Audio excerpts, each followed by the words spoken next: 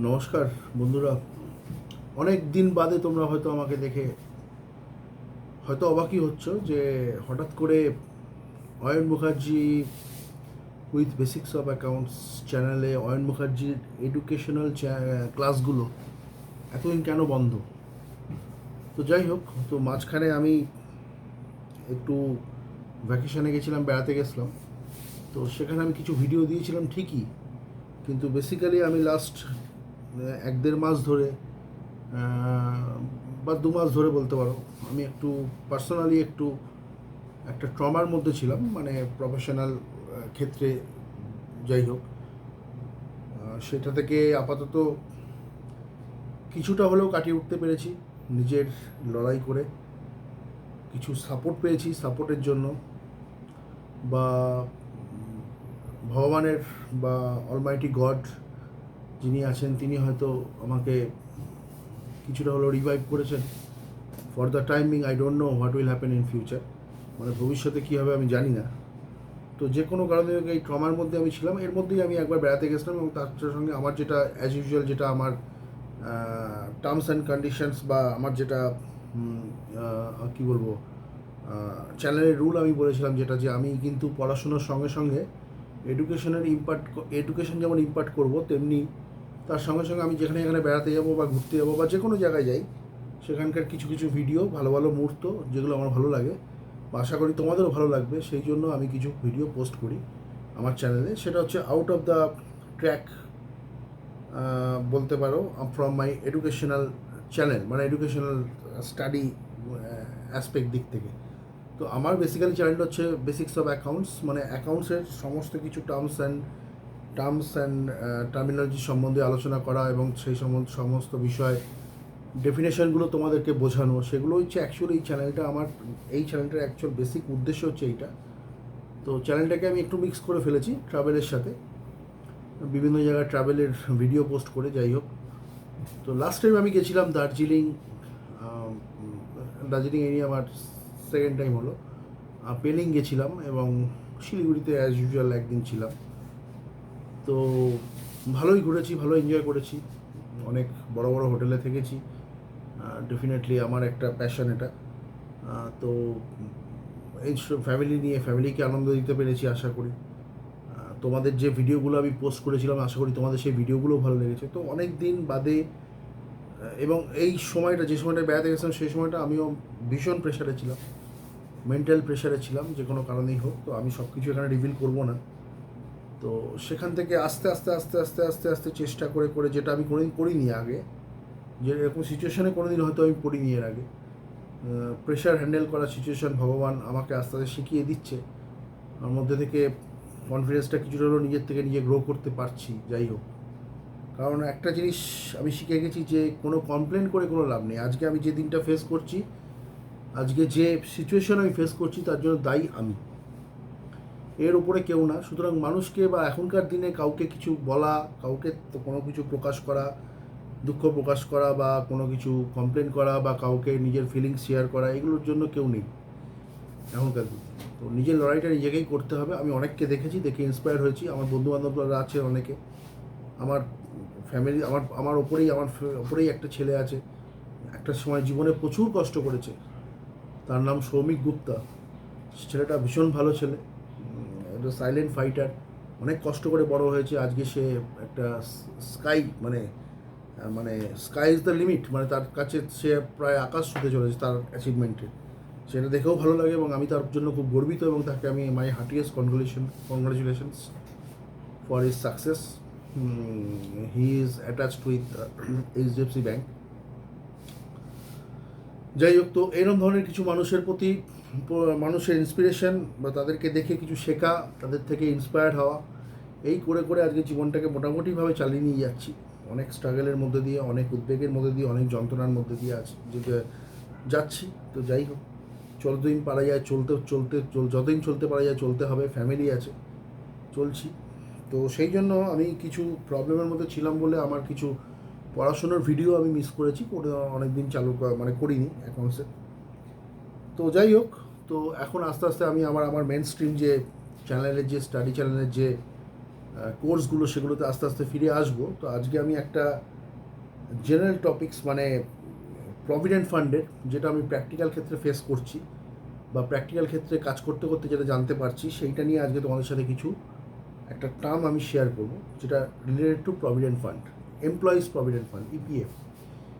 আমরা জানি আমরা যখন যে স্যালারিটা পাই, আমরা নন গভর্নমেন্ট অর্গানাইজেশনে কাজ করি এবং আমাদের প্রভিডেন্ট ফান্ডের একটা ফেসিলিটি আছে, যেটাকে আমরা বলি রিটায়ারমেন্ট বেনিফিট স্কিম। তো সেখানে আমাদের স্যালারি একটা পার্ট, আমাদের পোর্শন থেকে একটা পিএফের অ্যাকাউন্টে জমা হয়। আমরা প্রত্যেকেই পিএফের মেম্বার, যারা এমপ্লয়িজ আছি, মানে অবশ্যই যারা পেরোল স্টাফ আছি তাদের জন্য। ক্যাজুয়াল স্টাফেরা আমাদের ক্ষেত্রে কোনো পিএফের কোনো তাদের ফেসিলিটি নেই। যাই হোক, তো যারা আমরা ইপিএফের মেম্বার, মানে একজন ইপিএফের মেম্বার হিসেবে যখনই আমি কোনো ইপিএফের মেম্বার হয়ে গেলাম, তখন ডেফিনেটলি আমার পোর্শনের একটা পার্ট, আমার স্যালারি একটা পার্ট ইপিএফে জমা পড়ে। দ্য সেম পোর্শন মানে 12%, মানে আমার স্যালারি বেসিক প্লাস ডিএড, বেসিকের যে 12%, যেটা এখন আপাতত একটা সিলিংয়ে ধরা আছে আমাদের অর্গানাইজেশনের ক্ষেত্রে। আমরা 1800 টাকা অবধি সিলিং করে রেখেছি, এবং যদি কেউ তার বেশি কাটাতে চায় উইদাউট সিলিং, মানে যদি তার উপরে কাটাতে চায়, তার কন্ট্রিবিউটরি প্রভিডেন্ট ফান্ড তাকে বলা হয়। তার জন্য একটা ফর্ম ফিল আপ করতে হয়, তার জন্য কিছু ডিক্লারেশন আছে, সেটা নিলে তারা 1800 টাকার বেশি তারা কাটাতে পারবে যদি তারা জমাতে চায়। যদি আমার মতে যাদের স্যালারিটা বেশি আছে তারা এই স্কিমটা অ্যাভেল করতে পারে। আর যাদের স্যালারিটা কম আছে তাদের ক্ষেত্রে আপাতত আমার মতে না করাই ভালো। কারণ এখনকার যে কস্ট লিভিং ইন্ডেক্স হয়ে গেছে, জিনিসের যে দাম, সবজির যে দাম, ডে টু ডে গ্রসারিজ যেগুলো বিক্রি হচ্ছে সেগুলো যে দাম, সেক্ষেত্রে আমাদের কাছে বেশি সেভিংস করা, যারা খুব বেশি স্যালারি আর্নার নয়, তাদের ক্ষেত্রে খুব বেশি সেভিংস করাটা পার মান্থ খুব টাফ এই মুহূর্তে, যতদিন না জিনিসপত্রের দাম কমছে। তো যাই হোক, তো পিএফের যে 12% আমাদের জমা হচ্ছে, সেটা একটা প্রভিডেন্ট ফান্ডে জমা হচ্ছে পুরোটাই। এবং পিএফের 3টে পার্ট আমাদের আছে এখানে। একটা হচ্ছে এমপ্লয়িজ প্রভিডেন্ট ফান্ড, আরেকটা হচ্ছে এমপ্লয়িজ পেনশন স্কিম, ইপিএস, আর আরেকটা হচ্ছে যেটা আমাদের সচরাচর আমরা ইউজ করি না, যেটা কিন্তু ভীষণ ইম্পর্টেন্ট যেহেতু এটা একটা ডেট বেনিফিট, সেটা হচ্ছে ইপিএফেরই একটা পার্ট হচ্ছে ইডিএলআই। ইপিএস অ্যান্ড ইডিএলআই এর ফুল ফর্ম কি? Employees deposit linked insurance schemes. Employees deposit link insurance scheme, যখনই কোনো এমপ্লয়ি পিএফের আন্ডারে যারা নথিভুক্ত হবে বা পিএফের আন্ডারে যে মেম্বার হবে, একজন কোনো মেম্বার রেজিস্টার হবে, তখন সে অটোমেটিক্যালি কিন্তু এই ইপিএস এবং ইডিএলআই স্কিমের মধ্যে কিন্তু সে ঢুকে যাচ্ছে। তাকে অটোমেটিক্যালি কিন্তু সেই স্কিমের আন্ডার স্ক্যানারে সে পড়ে যাচ্ছে। একটা ইডিএলআই একটা পার্টিকুলার নাম্বার থাকবে, তার ইডিএলআই স্কিমের তার ডেফিনেটলি তার রেজিস্ট্রেশনটা অটোমেটিক্যালি ইপিএফে ঢোকার সঙ্গে সঙ্গে হয়ে যাচ্ছে। এবং এর যে সুবিধাটা কি, ইডিএলআই হচ্ছে ডেট বেনিফিট। যদি কোনো পিএফের মেম্বার কোনো অর্গানাইজেশনে কাজ করতে করতে হঠাৎ করে, যেন না হয় মানে আনফর্চুনেটলি কেউ যদি মারা যায়, যদি এক্সপায়ার করে যায়, তখন তার যে লিগাল হেয়ার্স আছে বা তার যে নমিনিজ আছে তারা একটা বেনিফিট পায়, ফাইন্যান্সিয়াল বেনিফিট। সেই বেনিফিটটা হচ্ছে ম্যাক্সিমাম 7 লাখ টাকা, 7 লাখ টাকা অবধি একটা বেনিফিট পায়। সেটা ইডিএলআই থেকে পায়। পিএফের যে পার্ট ইডিএলআই, সেখান থেকে তাদের যে লিগাল হেয়ার্স আছে, যদি তারা মারা যায়, তাদের কিছুটা মানে কম্পেনসেট করার জন্য ইপিএফ এই স্কিমটা চালু করেছে 1976-এ। তো সেখানে যেটা বলার হচ্ছে যে যদি কোনো এমপ্লয়ি চাকরি করতে করতে ইপিএফের স্কিমের আন্ডারে, অবশ্যই যদি কোনো অর্গানাইজেশন থাকে, সেই অর্গানাইজেশনের কথাই বলছি আমি, employees provident fund and miscellaneous provision act 1952, এই অ্যাক্টের আন্ডারে কোনো অর্গানাইজেশনের যখন কোনো এমপ্লয়ি যখন পিএফের মেম্বার হয়, তখন যদি কোনো এমপ্লয়ি কাজ করতে করতে বা ইন সার্ভিস থাকাকালীন যদি হঠাৎ করে মারা যান, আনফর্চুনেটলি যে কোনো কারণেই হোক, তখন তার যারা লিগ্যাল হেয়ার্স আছেন বা তার যারা নমিনিজ আছেন, তারা একটা লামসাম অ্যামাউন্ট ইপিএফ থেকে বা ইডিএলআই থেকে পেয়ে থাকে। এই ইডিএলআই কন্ট্রিবিউশন থেকে তারা ওটা পেয়ে থাকে। এটা কিন্তু সম্পূর্ণ এমপ্লয়ারের থেকে এই প্রত্যেক বছর এমপ্লয়ারের একটা কন্ট্রিবিউশন জমা পড়ে ইডিএলআই স্কিমে, সেখান থেকে এই বেনিফিটটা কিন্তু এমপ্লয়ির যারা লিগ্যাল হেয়ার্স আছে বা নমিনিস আছে তারা কিন্তু এটা পেয়ে থাকে। তো এটা খুব ভালো একটা স্কিম, ডেফিনেটলি ভালো একটা স্কিম। এই স্কিমটা সম্বন্ধে সবাই চট করে মানে মানে আমরা সবাই জানি ইপিএফ প্রভিডেন্ট ফান্ড জানি, আমরা জানি আমরা কতটা, আমরা সবসময় আলোচনা করি কি আমাদের পার্টে কত টাকা জমা পড়ছে, আর আমাদের স্যালারি থেকে আমাদের পার্টে কত টাকা 12%, যেটা বেসিক ক্যাপাসিটি এর ওপর, যেটা যদি উইদাউট সিলিং থাকে, বা ম্যাক্সিমাম ক্ষেত্রে যদি এটা উইথ সিলিংয়ের ক্ষেত্রে 1800 টাকা যেটা জমা পড়ছে সেটা সম্বন্ধে আলোচনা করি। আমার এমপ্লয়ার আমার হয়ে কত টাকা দিচ্ছে পিএফের ক্ষেত্রে সেটা নিয়ে আমরা আলোচনা করি। অনেক ক্ষেত্রে আমরা পেনশন স্কিম সম্বন্ধে আলোচনা করি, কত টাকা ম্যাক্সিমাম পেনশন আমরা পেতে পারি, রিটায়ার করার পরে কত পেনশন পাবে। কিন্তু এই ইডিএলআই স্কিমটা নিয়ে কিন্তু আমরা চট করে আলোচনা করি না। সেই জন্য এইটা খুব ইম্পর্টেন্ট, যেটা নিয়ে আমরা খুব বেশি আলোচনা করি না সেই জিনিসটা কিন্তু ভীষণ ইম্পর্টেন্ট, সেটা সবাই জানতে পারে না। কিন্তু সেই ইডিএলআই স্কিমটা জেনে রাখা সব থেকে ভালো, বিশেষ করে যারা এমপ্লয়ের যারা এমপ্লয়ের যারা লিগ্যাল হেয়ার্স বা যারা নমিনিজ আছে, আর যারা যে সমস্ত এমপ্লয়ি আছে, কারণ কখন মানুষের কখন কি হবে, কে কখন মারা যাবেন, কার কখন কি প্রবলেম হতে পারে বা কী হতে পারে, আমরা কেউ ভবিষ্যৎ, ফিউচার ইজ অলওয়েজ মিস্টেরিয়াস, মানে ফিউচার ইজ আনসার্টেন, মানে কোনো সার্টেনটি যে নেই, যে আমি যে আজকে এই যে তোমাদের সামনে যে ভিডিওটা ক্লাসটা যে করছি, তো আমি আর ক্লাসটার পরে করতে পারবো কিনা এর কোনো গ্যারান্টি নেই, যে কোনো সময় যে কোনো কিছু হতে পারে। তার জন্য আমার দায়িত্ব হচ্ছে যে আমাকে সমস্ত রকমভাবে আমার ফ্যামিলি মেম্বারদের সেফ অ্যান্ড সিকিউর করে রাখতে হবে, তাকে সমস্ত কিছু বলে রাখতে হবে যে হ্যাঁ আমার অবর্তমানে যদি তুমি আমার অর্গানাইজেশনে যাও, সেখানে গিয়ে তুমি যদি অ্যাপ্লাই করো এবং ভ্যালিড পেপারস বা ডকুমেন্টস যদি as per rule of EPF, as per rule of EDLI document জমা করতে পারো, ডেফিনেটলি গভর্নমেন্টের থেকে ইপিএফ স্কিম থেকে বা ইপিএফ অর্গানাইজেশন থেকে আমরা তাদের সেই সমস্ত ডিজিজড এমপ্লয়ির যারা লিগ্যাল হেয়ার্স আছে তারা কিন্তু একটা বেনিফিট, ওই টাকাটা লামসাম টাকাটা পেতে পারে। এবং 7 লাখ টাকা is not a joke, at the moment 7 lakh টাকা। এরপরে হয়তো কোনো সময় যদি সেটা বাজেটে গভর্নমেন্ট যদি অ্যাপ্রুভ করে তাহলে সেটা বাড়তেও পারে, বা বেড়েছে কিনা সেটা এই মুহূর্তে আমার কাছে আপডেট নেই। যতটুকু আমি জানি ততটুকু তোমার সাথে এই মুহূর্তে শেয়ার করছি তোমাদের সাথে। আমি জানি 7 লাখ টাকা অবধি আছে। তো এইগুলো আমার কাছে নতুন, আমি সবই নতুন নতুন, আমি নিজেও অ্যাকচুয়ালি আগে প্র্যাকটিক্যালি এই কাজগুলো করতাম না, তো কিছুটা শিখেছি। তো তোমাদের সাথে যতটুকু আমি আমার মধ্যে জ্ঞান অর্জন করছি সেইটুকুই আমি দিয়ে যেতে চাই। কারণ দেখো, এখানে মানুষকে কিছু শেখালে বা মানুষকে কিছু বললে বা মানুষকে কিছু হেল্প করলে, মানুষকে কোনো ইম্পর্টেন্ট ব্যাপারে আমি যদি নোটিফাই করতে পারি, তাহলে এর থেকে ভালো জিনিস আর হতে পারে না। এটাকে একটা মিশনারি অ্যাটিটিউড বলে, আমি মিশনারি অ্যাটিটিউডে খুব বিশ্বাসী। আমি খ্রিশ্চান সমাজকে ভালোবাসি, কারণ খ্রিশ্চান সমাজকে ভালোবাসি।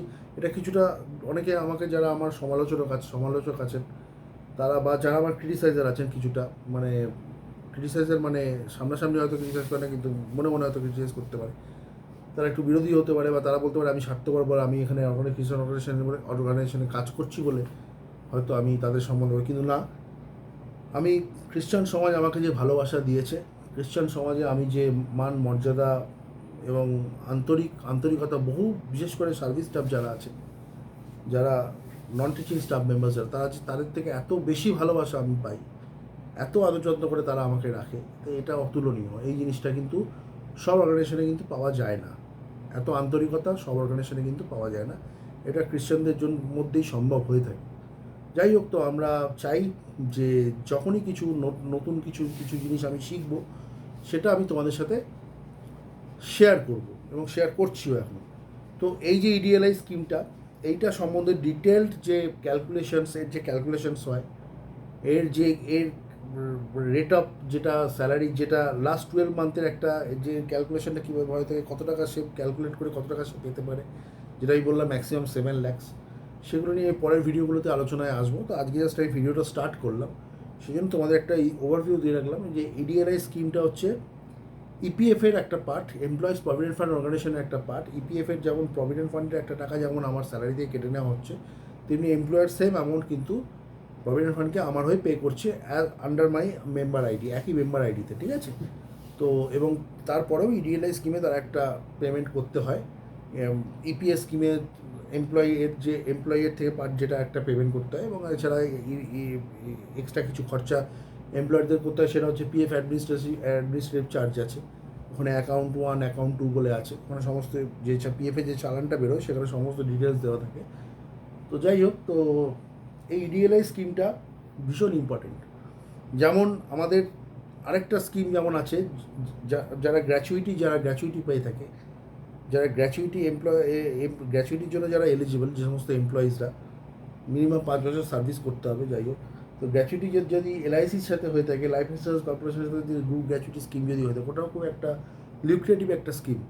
ওখানেও কিন্তু এমপ্লয়িজরা প্রচুর বেনিফিট পেতে পারে যদি পেপারপত্র ঠিক থাকে এবং যদি সেইভাবে ঠিকভাবে প্রসেস করা যেতে পারে, যদি অর্গানাইজেশন ঠিকভাবে কমিউনিকেট করতে পারে, অর্গানাইজেশন যদি কোনো গ্রুপ গ্র্যাচুইটির মেম্বার হয়ে থাকে, তাহলে সেক্ষেত্রে যে সমস্ত এমপ্লয়িজরা রেজিস্টার্ড আছে সেই স্কিমের আন্ডারে, তারাও কিন্তু একটা ওই ডেট বেনিফিট, কিন্তু তার যদি কোনো এমপ্লয়ি মারা যায় চাকরি চলাকালীন, তাহলে সেক্ষেত্রে কিন্তু তারাও একটা বেনিফিট পেতে পারে। সেটাই ইডিএলআই না, এটা হচ্ছে এলআইসির সাথে যে গ্রুপ গ্র্যাচুইটি স্কিম যে লিঙ্ক আছে, সেই এলআইসি থেকে সেই টাকাটা এলআইসি থেকে পাওয়া যায়। আর ইডিএলআইটা হচ্ছে পিএফের পার্ট।